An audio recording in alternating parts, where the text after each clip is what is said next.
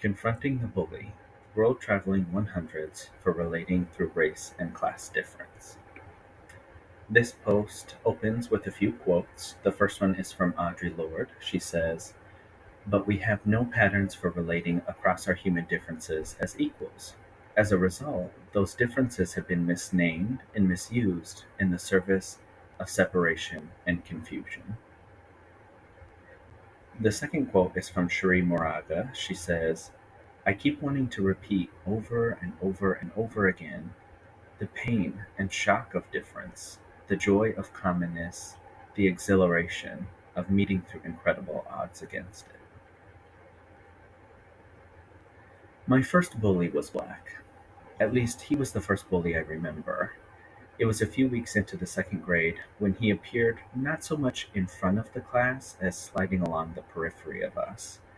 He was just a few inches shorter than me, which was not much height to speak of in the first place, and his hair was cut close to his scalp. I noticed his skin was several shades darker than mine, though I had not quite decided why that mattered at the time. To me, he was a potential friend, just like everyone else. It was another 2 years before I would learn that some kids do not want to be your friend, and that they do not need a reason to feel that way, let alone a good reason. And it would be 20 more years before I learned that adults are the same way. I don't remember his full name, but I do remember that it started with an R, so I'll refer to him as Raphael.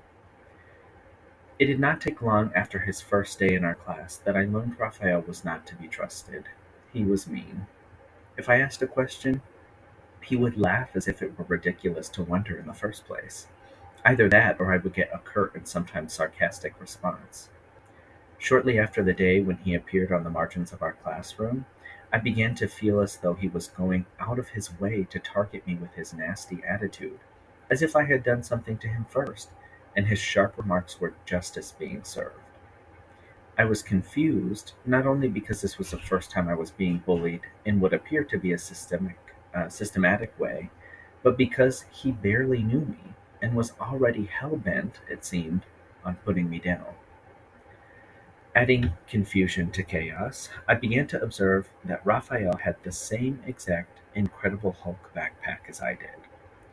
I vividly remember the internal dilemma I experienced as my dad held up the two backpacks for me to inspect, both with different designs, but both Incredible Hulk.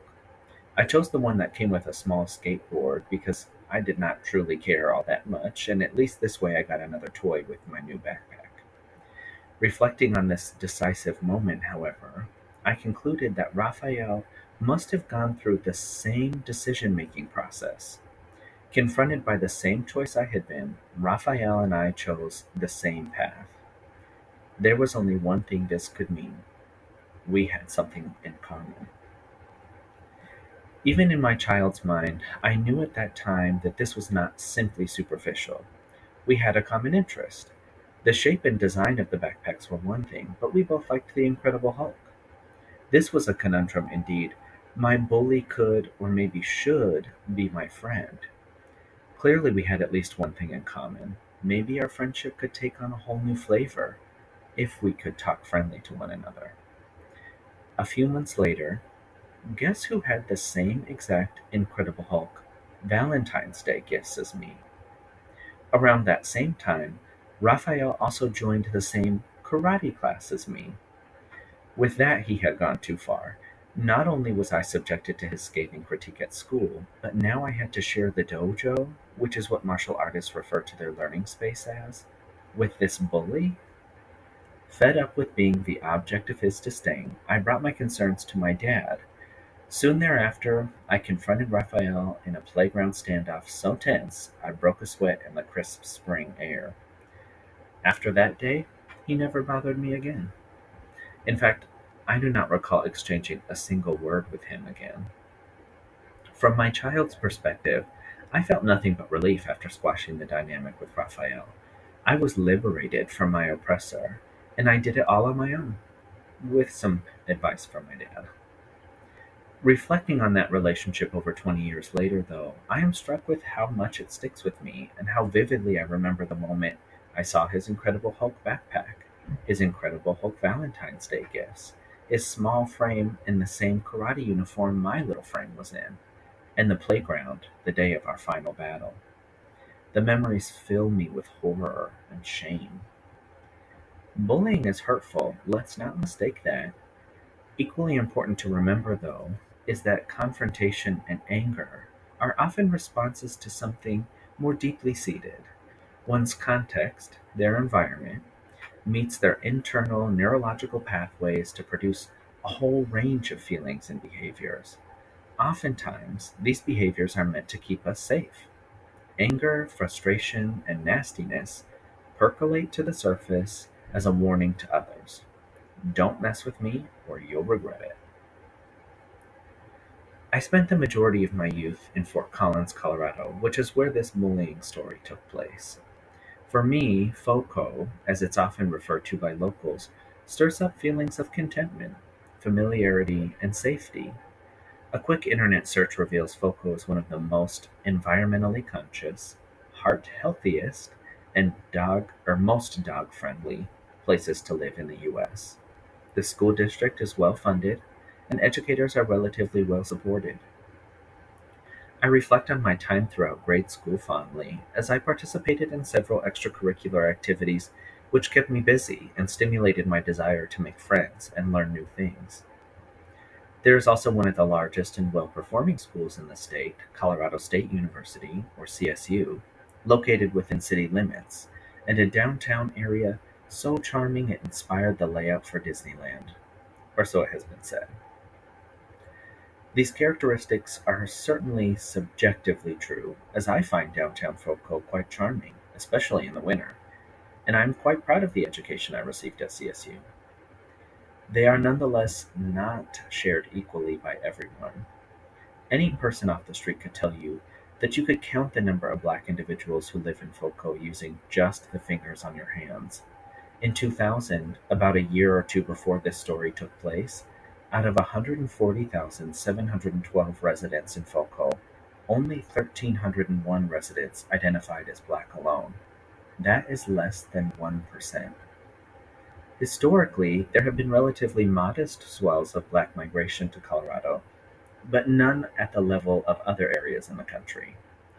Black people continue to face voting and housing discrimination in the state, and the Ku Klux Klan held such power in the state for several decades, such that many black families were likely deterred from moving to Colorado. In the 1920s and 30s, the Klan all but ran the state, either through official positions of governmental power or through mobilizations in the streets. As an example, the church that my family attended in Foco was built for Chicano Catholics, hoping to escape the Klan's persecution of both Chicanos, irrespective of faith, and Catholics, irrespective of ethnic background. Some neighborhoods explicitly barred property ownership by black families, as demonstrated by the Schedule of Restriction for Slade Acres, a small neighborhood south of City Park in Fort Collins. No doubt the unavoidable presence of white supremacy, often directly linked to Klan organizing throughout Colorado, has been a strong deterrent for many black individuals and families. Additionally, like many other states in the U.S., black people in Colorado have continued to face impoverishment, family separation, housing discrimination, food insecurity, and interpersonal prejudice at greater rates than their neighbors of other races and ethnicities in the last half century. At this point in the text, there is an image with a caption, and the caption reads, Plat Map Schedule for Restrictions for Slade Acres, a small neighborhood south of City Park in Fort Collins, platted in 1948, noting a covenant barring any but white individuals from owning property in the neighborhood. And the image itself is clearly an archival document. It looks like it might have been handwritten or maybe used a typewriter. Um, but at the top, centered and underlined, it says Schedule of Restrictions, and then beneath that there are full four numbered bullet points, and the second bullet point is framed with a thick red frame to emphasize the text inside, which says, None of the lots in this subdivision shall ever be owned or occupied by any persons other than members of the Caucasian or white race. except the servants or guests of persons properly in ownership or occupancy hereunder. Okay, back to the text. While Foucault is largely regarded as a liberal community, there has been an undercurrent of colorblind, multicultural racism wherein people either try to ignore differences or they hesitantly acknowledge them with loaded questions and microaggressions. I was asked what my ethnicity was so many times throughout my childhood that it was impossible not to know what I was: different. While it's not likely that someone phenotypically recognizable as black would get this same question, it nonetheless betrays a discomfort or even hostility toward the presence of people of color in an otherwise normatively white and capitalist, neoliberal, heteropatriarchal town. Consequently, the population of black individuals in Foucault has risen only to 1.4% as of 2024.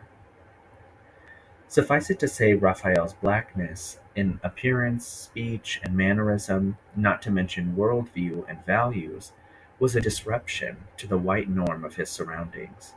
It rendered him as a target, a problem to be fixed, or at least a pariah to be observed. In light of the fear and anxiety this environment undoubtedly conjured for Raphael and his family, it is not difficult to see, in hindsight, that anger was his way of expressing loneliness, fear, or disdain. That did not matter to me, though, as a child, because it did not occur to me that Raphael might be feeling this way. Without the ability to travel to his world and see myself and all the other mostly white kids at our school through his eyes, all I saw was a bully. Far from the predominantly white town of my youth, I find myself in somewhat the opposite circumstances at Olive-Harvey College. I currently work in the mental health center of a predominantly black institution in a predominantly black neighborhood on the far south side of Chicago. While I do not live in this neighborhood, something will reflect on further below, and my engagement with the community surrounding the campus is limited, I, like many Americans, do spend the majority of my days at work. It occurred to me early on in my position here that I would need to be mindful regarding my interactions with students and colleagues here. Not only do the nature of our interactions render students more vulnerable as they come to me for basic needs and mental health support, vulnerability is compounded by the social power denied black people in the US. Furthermore, coming from a community constructed largely by the absence of black people, who knows what harm I could be capable of? As a social worker and mental health practitioner, I am a frequent advocate for mindfulness practice. A deep breath, a scan of the body, relaxing of the muscle, or audit of the senses can go a long way in reconnecting one's thoughts, emotions, bodily sensations, and behaviors. One such exercise is cognition and emotion tracking, wherein one documents their thoughts and the corresponding feelings throughout a given period.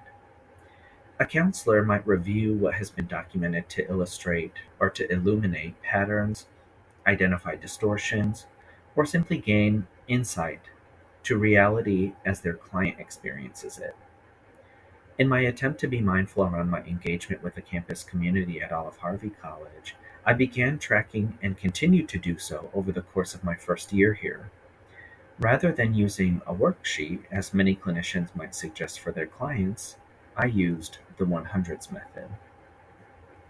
I first encountered the practice of writing 100s in my master's program at DePaul University. In our thesis writing seminar for Women's and Gender Studies, our professor encouraged the practice in order to get us into the habit of writing on a regular basis, a habit which undoubtedly would have helped us all complete the thesis writing with more ease. That is, it would have helped if any of us actually used the method. I encountered the 100s again in Dr. Kim Tallbear's Substack, Unsettle. In her post, Prairie Relations 100s, and there's a link in the text here, Tallbear illustrates beautifully how formative the prairies have been to her sense of self, home, and love. She also provides a brief explanation of the origins of the practice by way of her connection with Cersei Sturm, a participant of one of the first 100's writing groups. The 100's writing practice began in 2009 with Emily Bernard at the University of Vermont. Writers produce short 100-word vignettes, are free to use any word, phrase, or idea that inspires them, and are unrestricted in form. Groups rotate their roster, with each writer contributing a 100 in their turn. When our team was challenged to make a promotional video about the services we provide in the Wellness Center, my supervisor suggested we jump on the TikTok trend where creators complete the phrase, "I work with Black women, so of course," tweaking the prompt slightly to "I work with Black social workers, so of course." Since I was/am the only person on the team who was/is not Black, my supervisor playfully suggested I go last, ending the video with a witty remark about my singularity on the team. I confess to feeling a little bit panicked by this suggestion, and to this day am unaware what I would have said. In one of the 100s below, you'll hear a bit about my reaction to this proposal. While the video never came to fruition, I quickly jumped on the opportunity to complete the phrase using the 100's practice. While I knew that every previous attempt I made at journaling was a profound failure, I felt intrigued by the challenge to complete the phrase, insofar as it compelled me to reflect critically on my experiences working with Black women on my team, with other Black individuals on campus, and with a community largely defined by Blackness. Fast forward 1 year, and I now have a small set of reflections in the 100's format. More than a simple reflective process, though, 100's writing has been a vehicle for better understanding myself in relation to the world around me. It has been a practice motivated by a politics of difference, community building, and love, necessary for the work I do. Identification and love. In 1987, Maria Lugones articulated a politics of world traveling to combat what Marilyn Frye had identified as arrogant perception just a few years earlier. The arrogant perceiver distorts their surroundings in alignment with their own needs and desires. Good and bad, healthy and unhealthy, helpful and unhelpful get filtered through the arrogant eye to fit the perceiver's definitions, with little room, or little to no room, for divergences. Lugones describes how her perception of her mother was riddled with arrogance. Having seen Argentinian people exploit their servants, she illustrates how she transferred the logic of servitude to her mother. She writes about, quote, using, taking for granted, and demanding her mother's services in a far-reaching way that left very little of herself for herself, unquote. Love, from this arrogant standpoint, was synonymous with abuse. The logic of servitude must be addressed urgently in my case, as it is clear how I benefit from my position. I am compensated for my time on campus, allowing me to meet my basic needs independently and to indulge in leisure.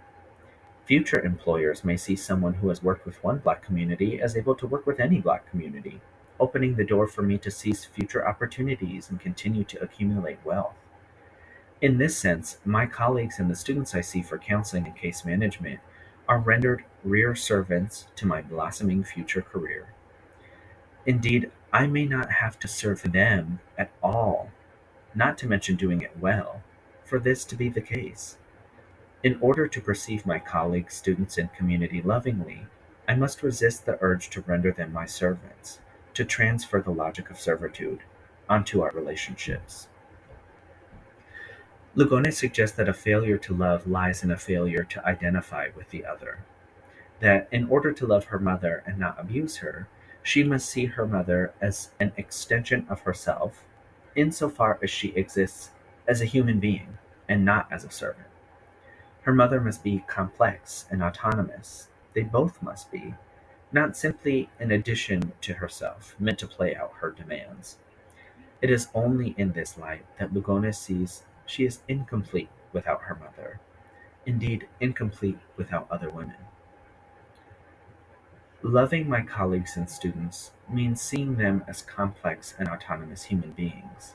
This includes their genius, humor, and hustle, along with their arrogance and distortions. exercising empathy to connect with their emotions, even if their life circumstances are often much different than mine, and respecting that their language and worldview may have a different rationale than mine, without it being of less value or significance than mine.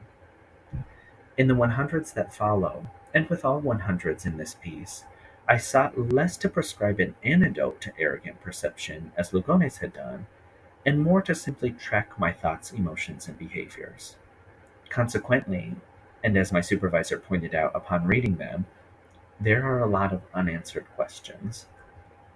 That said, I do offer one answer in the first 100. In the last line of relationality, I write about being unsettled. This word has a dual meaning in this context. Firstly, it beckons to Eve Tuck and Kei Wan Yang's seminal piece, Decolonization is Not a Metaphor. In this piece, Tuck and Yang distinguish settler colonialism from other forms of colonialism to assert the material implications of decolonizing projects and combat the often metaphorical use or misuse of the term to describe any and all social justice projects. From their critique of rhetoric arose a new term, unsettle, to describe disruptions of complacency in settler colonialism. In other words, any time one is called to question settlement and elimination of natives, one is being unsettled. On the other hand, unsettle also means to feel anxious or uneasy. Both definitions are true simultaneously with regard to colonialism. As we are called to question settler colonialism, we should feel anxious and uneasy about the centuries-long genocide that has taken place throughout Turtle Island, commonly referred to as North America, and about the future that lies ahead as we seek to address these wrongs. In using the word unsettle in my 100s reflection, I sought to pull attention away from the micro-politics of our interpersonal interactions as a reminder that our relating happens in the context of wider social structures. Settler colonialism, alongside capitalism, neoliberalism, imperialism, heteropatriarchy, and so on. Thus, the questions I have are equally about the structural as they are about the interpersonal. In fact, to question one without the other is to foreclose any meaningful opportunity to love one another. Oppression, and all its distortions of life that accompany it, is the biggest barrier to love I have yet experienced. Loving Perception 100s. January 26th, 2024. Relationality. To speak of blackness is to inherently speak of myself. Not because I am myself black, but because I have a relationship to blackness, to black people, and to black communities, as we all do, whether we recognize it or not. So, what is that relationship then? In, out, oscillating, neither, both? What are the boundaries of blackness? This is perhaps the first question that comes to me as I ponder the prompt. I work with black social workers, so of course I always have difference and relationality on my mind, so of course I am unsettled. February 9th, 2024. Black Love. I work with black social workers, so of course I included Black Love in our Week of Love dress code for the week of Valentine's Day. Wear red, black, or green. What is black love? Is it any time black individuals express love, regardless of its manifestation? Is it showing love for black people regardless of who's expressing it? Is it FUBU, for us, by us? Us, in this case, being black peoples, and thus beyond the purview of my ponderings, or what I can say is or is not. Will I adorn myself in red, black, and green? Worlds and world traveling. Questions of identification in love necessitate the interrogation of space, both physically and socially. Worlds are constructed amongst people constantly, and each is characterized by a number of misunderstandings, norms, and expectations. Lugones explains, quote, "A world has to be presently inhabited by flesh and blood people. A world need not be a construction of a whole society, it may be a construction of a tiny portion of a particular society. It may be inhabited by just a few people. Some worlds are bigger than others. A world may be incomplete in that things in it may not be altogether constructed, or some things may be constructed negatively. Unquote. For me, the practice of traveling to and through worlds has involved physical movement as well as social maneuvering in ways that render the worlds quite literal to me. I have lived in three different neighborhoods in Chicago, starting first with the farthest north one can be without crossing outside of city limits, then farther south but still securely on the north side, and finally to just south of the Loop.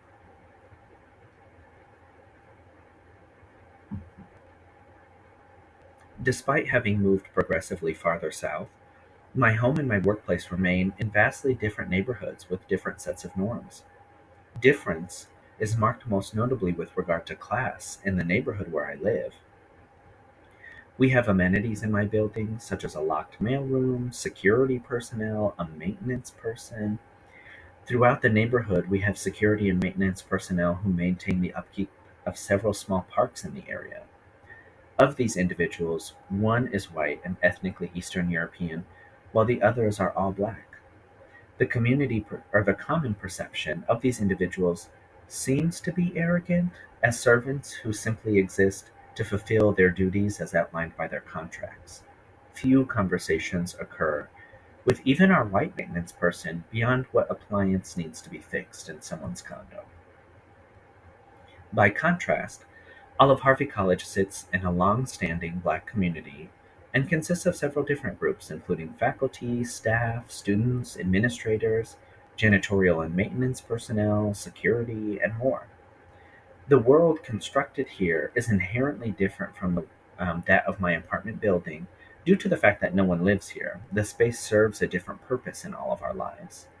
It is also characterized by its being a PBI, or predominantly black institution, with approximately 68.6% of enrolled students identifying as black. Olive Harvey has been considered a PBI since long before I started working here, and likely will be long after I am gone. What is of significance, however, is not necessarily the statistical representation of black people on campus, or even the role that black individuals play while here. Rather, what is more important to note are the norms on campus, which are largely defined by blackness and maintained by a perception that most people on campus are black and will acquiesce to the norms of this world with little trouble. One question resulting from this element of world building is difference. If a world is constructed largely around blackness, what happens to those who are not black? One may be considered an outsider to blackness, for example, because a black world has been carefully constructed over many generations that, while vastly different in many ways across the lands now occupied by the US, operates to keep insiders safe and support their capacity to thrive. An outsider's attempts to travel to or through this world is always fraught with risk for insiders. How a world constructs difference and the rationale for doing so is equally as important as the different groups that make up the world. Lugones notes that some things may not be fully constructed in a world, and this may include difference itself. By not engaging in explicit conversations about difference with the intent of community building and solidarity, differences become tenuous. We may ignore or attempt to annihilate them, or our groups may break down from an inability to address them adequately. This is the blueprint for engaging difference in the broader US society: ignore, annihilate, break down. As a world within a world, Olive-Harvey College reflects this blueprint when it advertises an event claiming the authority over the Latinx experience in higher education, when Latinx individuals are included minimally, marginally, or at the last moment, when LGBTQIA+ students are left out altogether, or are treated with animosity when they advocate for the correct use of their names and pronouns.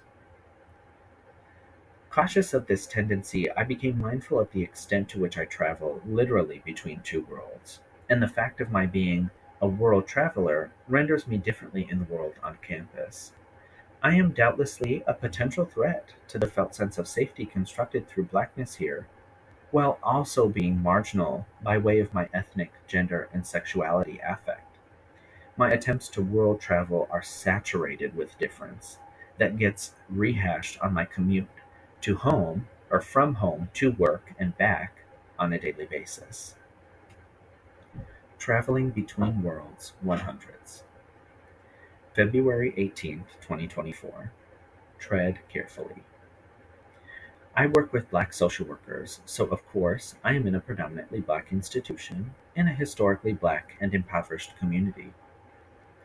"Oh, that's not the best area," was the first response when relaying that I had applied.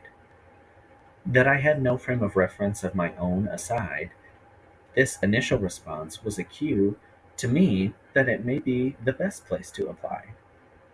Consider, "Oh, that area doesn't have the resources they need to thrive." Or all the more reason to apply, to tread carefully, in my work and values perhaps, more so than on the street. August 25th, 2024. Compartmentalization. Compartmentalization has always come naturally to me. On my commute home, the worries of the workday go flying out my car window onto the expressway as I let them go before returning home. Walking through the doorway of home, I walk into a new cognitive world. But Chicago is a notoriously segregated city, and I also walk into a new social world. Perhaps the two are not unrelated. As I compartmentalize my worries, do I let go of my loyalties, commitments, and obligations too? I certainly don't let go of my privilege to compartmentalize. Being at ease in a world. Being at ease in a world may involve, quote, being a fluent speaker, being normatively happy, agreeing with the norms, being humanly bonded, and or shared history, unquote, according to Lugones. One's ease in navigating a world is largely an indicator of who is constructed as an insider or outsider in a particular world. Take, for example, Raphael in the world of Foucault. He was surely constructed as an outsider to the white, neoliberal, heteropatriarchal norm, characterizing even our elementary school aged interactions. Unable to be at ease in what likely felt like a hostile water, Raphael rebelled. Conversely, because the language, norms, and shared history of Olive-Harvey revolve largely around heteronormative blackness, it can be difficult for individuals who don't adhere, whether by way of their race, ethnicity, gender, sexuality, or otherwise, to be at ease. This is not to say that every straight and cisgender Black person is always at ease here. Blackness is constructed differently in different spatial and temporal locations, necessitating a certain level of negotiation from people traveling from other worlds, even if they are also Black. For me, tracking my level of ease has been complicated by an increased intensity in symptoms of social anxiety. Beginning shortly after graduating high school, any interpersonal interaction was accompanied by racing thoughts, difficulty concentrating, a sense of worry, increased heart rate, and body temperature. These symptoms have increased in intensity over the 11 years since they began, necessitating frequent use of coping strategies with various levels of success. As a complicating factor, the experience of social anxiety forces me to calculate the extent to which pre-existing symptoms find new character in a new world, and or are compounded by lack of fluency in what is often referred to as African American Vernacular English, or AAVE. Does one have to be fluent in AAVE or variations thereof in order to have a full and meaningful conversations with people who are? Certainly not. Does it matter that the world constructed between us results from coming together, yet not mixing together different styles of communication? And if it does matter, how? As I reflected on these questions, I began to realize that the use of AAVE to or around me has never been used as a tool to isolate me. Rather, when confronting with the use of a language in which I am not fluent, symptoms of social anxiety are activated. Responsibility is placed on me to engage all those coping strategies like deep breathing, affirmative self talk, and self-compassion to have a meaningful interaction. Despite being well practiced in these coping strategies, it remains easier to displace responsibility from myself onto others. That is, that the use of AAVE by those around me makes me feel anxious and therefore isolated. The use of AAVE is the problem. Having brought my own attention to this pattern of displacement through the 100s practice, I sought to formulate a new pattern. The use of AAVE makes me feel anxious because I am not fluent, and that is okay. The problem is the lack of effective coping for pre existing social anxiety and the perception of a racialized other as inherently problematic. Another illustrative example is my experience being the only person in the room. With FOCO being an overwhelmingly white, neoliberal, and heteropatriarchal community, I am accustomed to being the only person of color, only or the only queer person in a room. Having studied social work and women's studies, I am also familiar with being the only person in the room who was socialized to be a man. Being the only one in the room is not new to me, and, as many of my former peers and professors would likely tell you, it has never stopped me from contributing my 2 cents.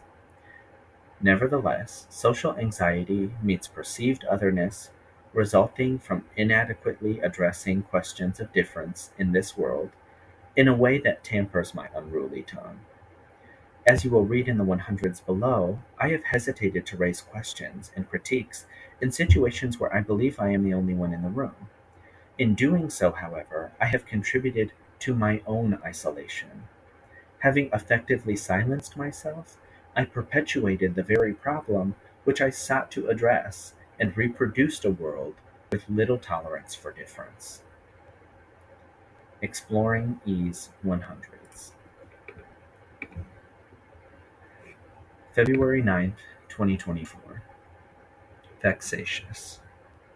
I work with Black social workers, so of course I was challenged to draft a witty remark to complete this phrase. I am not witty. I'm more vexatious in my attempts to be funny, like trying to fit a square in a circle. I can have my moments, and they're fraught with questions of right fit. I do wonder, though, whether or not vexatiousness is an inherent character trait or character flaw, or is it the product of clumsy world traveling? I am vexatious, or I work with Black social workers, so I feel vexatious. My vexatiousness is so vexatious. March 3rd, 2024. Selling out, buying in. This week, I was asked what relevance my thesis has on my work at a PBI. I think this is a good question. If we accept the charge of decolonization, then we must unsettle and explore the potential for what is sometimes referred to as new indigenisms for Black peoples. This requires a disinvestment in the often disparaging attitudes towards queerness and a greater sense of community on campus and beyond. I work with Black social workers, so I start clubs, join committees, support initiatives, teach, I sell out, I buy in, reflect, critique, grow. Indeed, we must do so together. March 29th, 2024. Committee meeting. Accustomed to being the only person of color, only person socialized as a man, or only person striving toward queerness in a room, I usually do not shy away from dissent. This is a well melanated room, though, wherein I'm the only person who strives towards queerness and is not Black. Everyone here has been socialized into white settler masculinity. I feel the familiar urge to disrupt the sometimes well-disguised assumptions in the room percolating to the surface. I inhale sharply to speak, but hesitate, and the meeting is over. August 25th, 2024. The only one. I am noticing again that I am the only non-Black person in the room, and it occurs to me that this has likely gone unnoticed many times since my last 100-word check-in. As I said in that 100, I am accustomed to being the only one in the room, so perhaps my mind has simply adapted to a new context where this continues to be true, albeit in a different capacity. Yet I find that forgetting one's situatedness in a set of white supremacist and heteropatriarchal relations, even for a moment, can lead to much intended harm. Playfulness.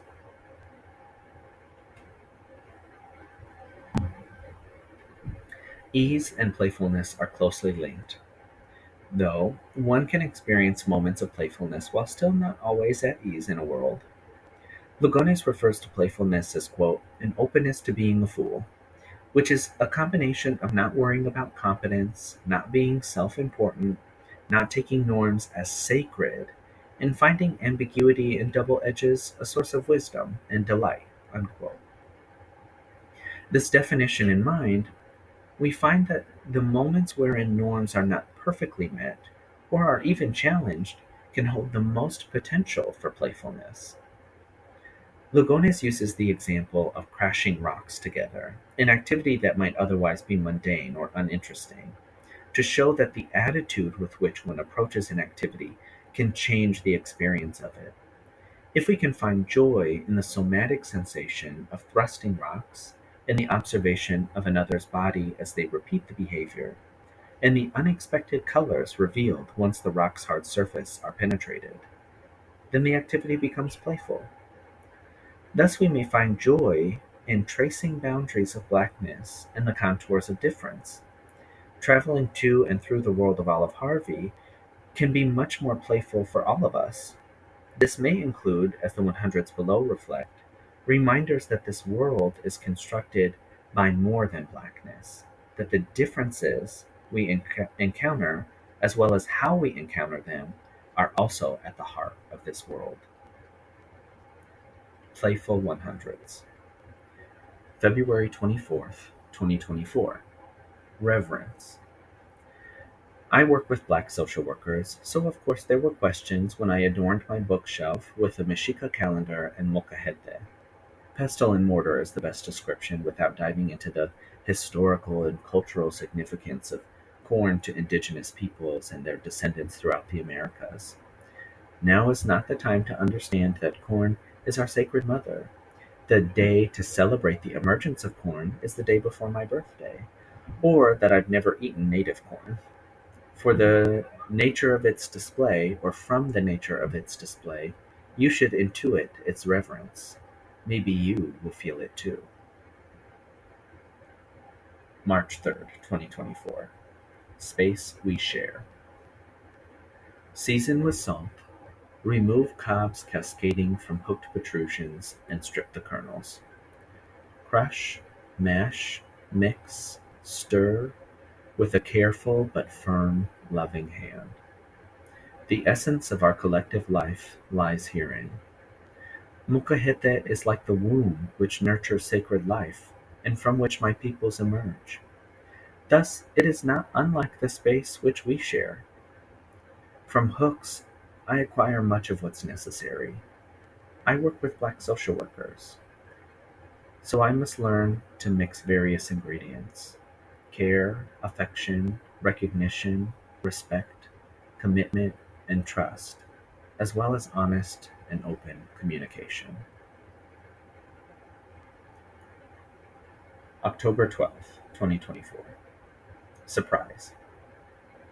I work with Black social workers, so of course I am the only one working on Black Girl Day off. When the question of equity is posed with regard to the subsequent Indigenous Peoples Day, I clarify I am not an Indigenous person. Surprise befalls the room. What? I thought you were Indigenous and Latinx. Isn't being part of Latine being Indigenous? Verbose, as I can sometimes be, I distinguish Indigenous Chicanx ancestry from being native in a set of settler-colonial relations. Having shattered the perception, I exclaim, "Surprise!" and we all laugh together. Loving knowing ignorance. In theorizing playfulness in world traveling, Lugones attempted to address the problems resulting from arrogant perception. Women of color, often the subject of arrogant perception, have their lives pulled apart and measured by the standards set by arrogant perceivers, who are often white women. Their competency, health, success, and more become distorted. Indeed, their personhood and humanity is distorted by the arrogant eye. By traveling to and through multiple worlds, including worlds where one may be constructed as an outsider, a potential threat creates the opportunity to see the world and to see oneself from a new perspective. To do so with an air of playfulness can transform our coming together into play. Willingness to suspend one's ego, to be the fool for the sake of looking, listening, and learning, one can begin to see with a loving eye. Loving perceivers are careful to note the complexities of others' lived experiences. Rather than ignoring or annihilating differences, loving perceivers are cautious to work with and across differences toward shared goals. They look and listen to others, learning from engagement with flesh and blood people across differences, while also being intentional to check their observations across the vast, heterogeneous experiences of others.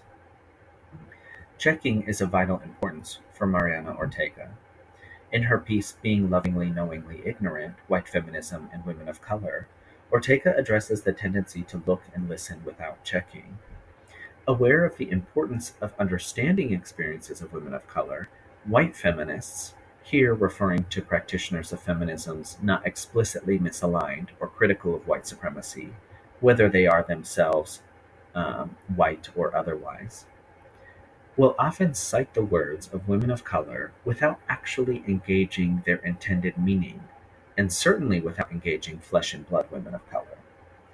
She writes, quote, theorizing about women of color without checking and questioning about their actual lives, without actively trying to participate in their lives, without knowing flesh and blood women of color, or without practical engagement with them, is loving, knowing ignorance.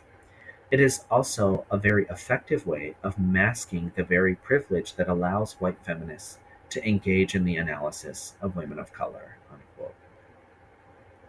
These individuals, often though not always white, believe that they are perceiving lovingly and attempt to advance knowledge production regarding the lives of others. Driven by their desire to be on the cutting edge of theory or to be perceived as sympathetic toward women of color, white feminists perceive arrogantly by fitting the worlds of others into their own frameworks for understanding the world. Rather than reforming or fundamentally changing their own worldviews to be accountable to the object of perception, they simply include women of color in their white supremacist distortions. They may very well believe that they are doing so lovingly, thus, they are ignorant. Loving knowing ignorance is always a risk.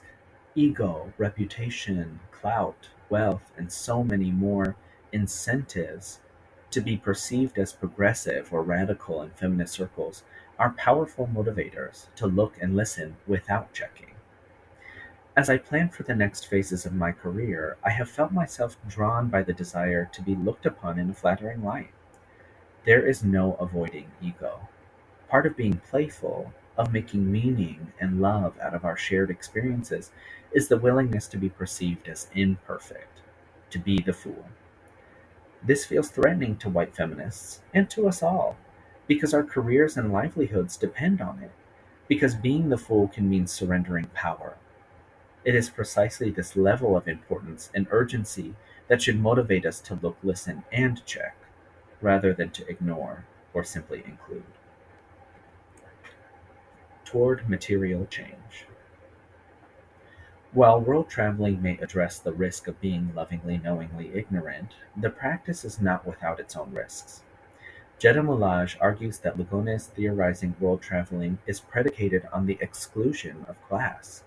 In traveling to her mother's world, Lugones continues to perceive her family's servants, whom they employed while living in Argentina, as little more than just servants. Presumably, because her mother also relates to their servants as an employer, Lugones avoids traveling to their world and perceiving herself and her mother from their worldview. In other words, her servants are still servants, whether from Lugones' perspective or from her mother's. Class is therefore dismissed in order for the act of world traveling to be performed. By extension, according to Malaj, Lugones theorizing relations between white women and women of color is rendered ironic or even hypocritical. Quote, notice how Lugones' description of white/Anglo women's treatment of women of color is identical to her treatment of servants, ignoring them, building a sense of self despite them, if not unconsciously through them, not experiencing self-love due to independence, and, most importantly, assuming their non-existence by not identifying with them while they are in her midst. Unquote. Moulage further argues that by positioning her own experience as the example of women of color experiences, Lugones suggests that all women of color are class privileged, as she was in Argentina. The extrapolation of her experience provides the illusion that world traveling can address the daily material challenges of women of color, as it presumably did for Lugones and her mother. Thus, the practice is pseudo-concrete, or pure abstraction. Moulage's criticism is worth noting because of her emphasis on the material conditions of class. I read her criticism as a call for feminists to retain a commitment to redistributing wealth, resources, and power, and to make real structural changes with felt impacts on the day-to-day lives of flesh and blood women of color. Indeed, simply changing one's attitude or perception has almost no effect on the material lives of those around you. World traveling must be accompanied by concrete, actionable steps towards structural change. Where Malaj errs, however, is in her disregard for world traveling, playfulness, and loving perception wholesale. She posits that while loving perception, quote, may alter attitudes, it neither affects class relations nor changes the fact that some people are forced to sacrifice their lives for the leisure of others. Indeed, it does not even purport to address social conditions, unquote. What Moulage neglects is the reality that individual or group actions to redistribute wealth and power require a change in individual attitudes. Whether from bigotry, apathy, guilt, or shame, one must shift toward love in order to motivate meaningful action for change. In therapy, this is often referred to as the cognitive triangle.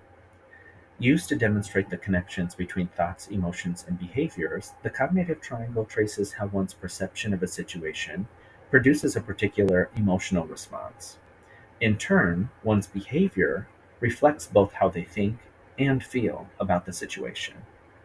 Tracing one's internal process in such a way not only increases insight, or one's ability to recognize their own cognitions and emotions, but produces the opportunity to create changes in behavior for more helpful results.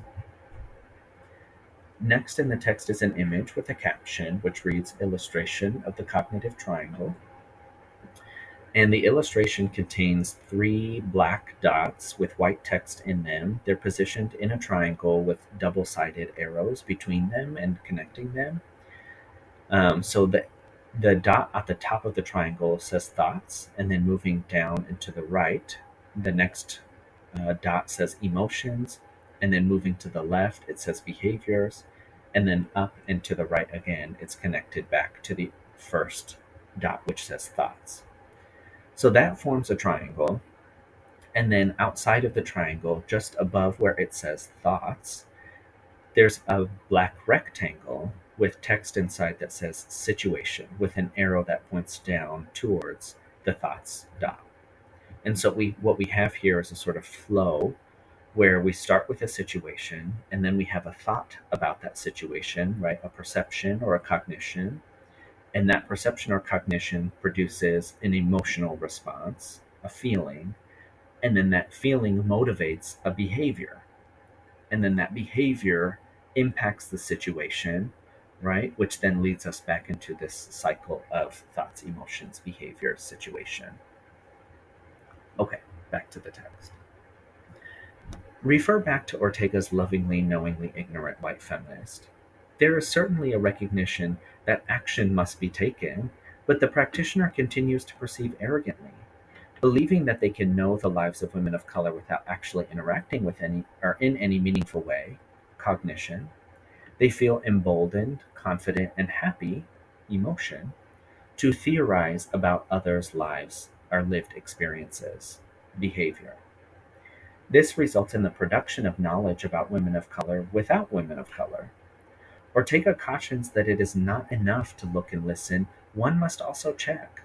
Loving knowing ignorance and arrogant perception often lead to detrimental material effects for women of color, in that theory is relied upon for the production of best practices and creation of programming which seek to provide services for, often working class or impoverished, women of color. Furthermore, white feminists are rewarded generously for their theorizing through professional clout, promotion to tenure, and positions of institutional leadership, often at the expense of their women of color colleagues. In the example of Olive-Harvey College, the average family income for students is about $31,700 a year as of 2017, barely over the Chicago poverty line, and approximately 79% of students are Pell Grant eligible as of 2023.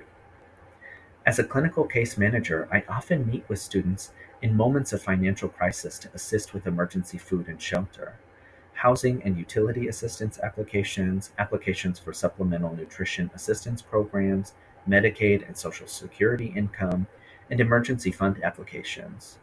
Traveling to my students' worlds means understanding the urgency of material hardship and connecting with the many mixed or even conflicting emotions that come along with it. It means seeing myself as the necessary hoop to jump through to get to the needed resources. Without world traveling, it is easy to make assumptions about why people do or act the way they do. This can produce feelings of annoyance or disdain for students, ultimately leading to my being difficult for them to work with. In the end, they may never access the needed resources because of my inability to travel to their worlds. Additionally, my ability to take what would normally be a grueling task, and trust me, SNAP applications are quite grueling, and make it into something bearable, if not enjoyable, to make a mundane task playful, can determine whether a student reaches out for resources or support again in the future. Lugones theorizing world traveling exclusively through her own experience circumvents issues of class, as she clearly did not account for the worlds of her servants in Argentina or the worlds of women of color without class privilege in the US. Nonetheless, as Ortega and I have illustrated, the practice of world traveling is a helpful tool for working with gender, race, and class differences. The shifts in cognitions and emotions it produces, from arrogant to loving perception, are a necessary part of motivating behaviors towards material change. Confronting the bully. When I told my dad about the way Raphael had been treating me in school, he did what many parents would do and provided me with a token of wisdom to address the problem. He brought my attention to the fact that I was one belt rank higher than Raphael in our martial arts class. That meant I had more training and more moves with which to beat him if we were ever to get in a fight. Simply pointing this out to him, my dad suggested, would prevent any further harassment. This was genius to my child's mind. No longer concerned with our would-be friendship, I simply wanted the bullying to stop. One of our common interests, once a source of confusion and outrage for me, would be the key to my escape. I'm a yellow belt, and you're only a white belt, I told him one day by the swing at lunch recess. I could beat you up if I wanted to, so you'd better leave me alone. He had no retort. Triumphantly, I dashed across the playground to join my friends.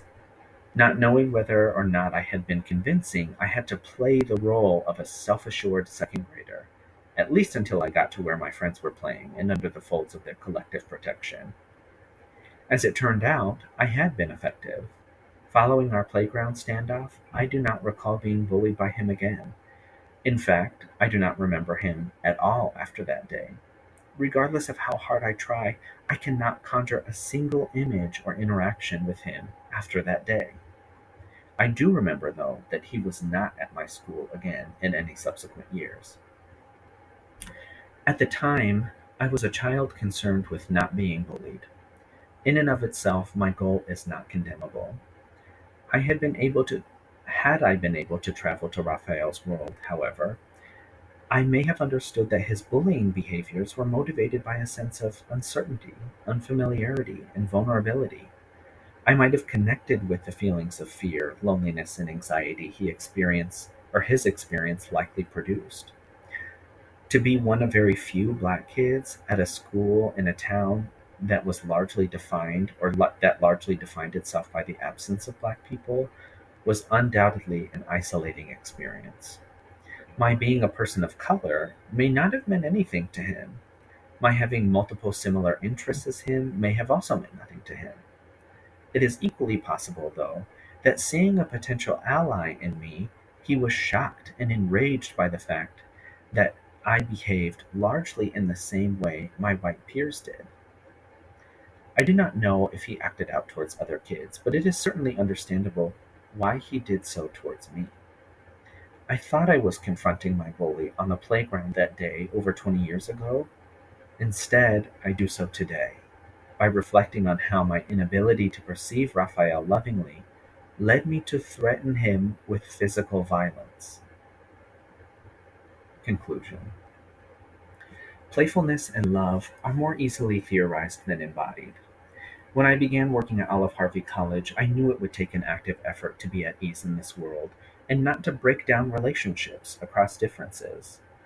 Just as I coached my students I saw for counseling to keep close track of their emotions, so too must I have closely observed my own experiences.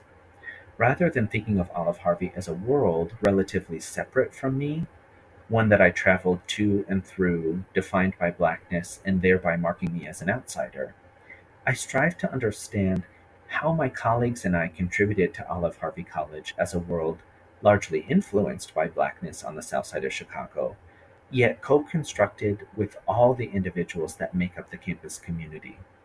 I wanted to better understand how we belong.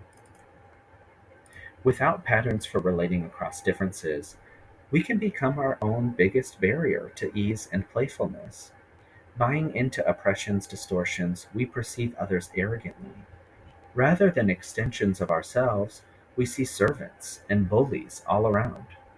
The opportunity to experience a felt sense of belonging is lost, motivating anxiety, isolation, and/or vexatiousness. Loving perception allows us to confront the bully within ourselves. In doing so, we open the path for our emotions to transform and behaviors to change.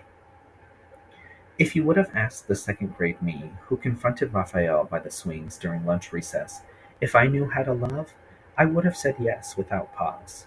I thought I knew because I loved my parents, my sister, and my friends. Having been faced with the question of difference, the challenge of being at ease in a new community, I am learning that identification, love, and playfulness are keys to unlocking new patterns for relating across differences. And that is truly exhilarating. Acknowledgement. Thank you so much to my friends and colleagues, current and former, at Olive Harvey College for placing trust in me and providing invaluable feedback on this piece. For folks who are looking for more information about the Black history of Fort Collins and Colorado generally, you can visit diversefortcollins.com. And particularly under their resources tab where it says Fort Collins history, there's a couple of articles there that are kind of a good place to start. And you can just kind of pull on the thread from there and learn more and more. Some of those pieces were really valuable contributions to this piece here. Thank you all so much for listening and or reading.